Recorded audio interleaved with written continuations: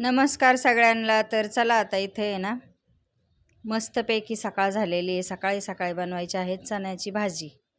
तर ही भाजी मला थोडीशी लपथपी बनवायची, त्याच्यामुळे मी बटाटा चण्यामध्येच उकडायला टाकला होता. आणि आता इथं चणे पण टाकले होते उकडायला कुकरमध्ये. कांदा, मिरची, जिरे, मोहरी टाकून ही फोडणी तयार करून घेतली.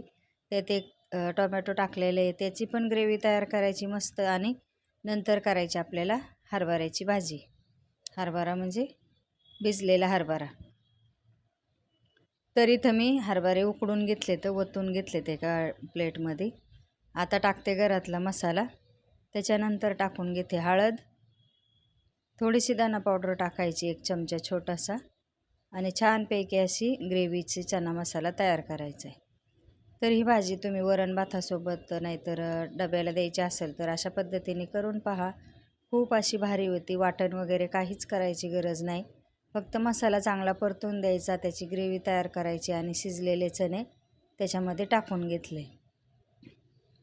मिरची टाकायची हिरवी, कारण हिरव्या मिरचीने काय होतं तिखटपणा आणि चव थोडीशी वेगळी लागते, तर चांगली लागते.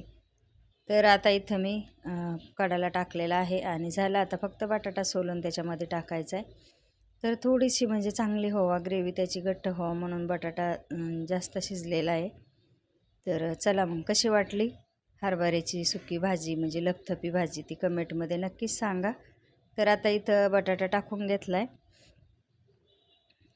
तो उकडलेला बटाटा आहे असा मस्त मिक्स करून घ्यायचा. थोडा वेळ 5 मिनटं याला वाफ बसू द्यायची.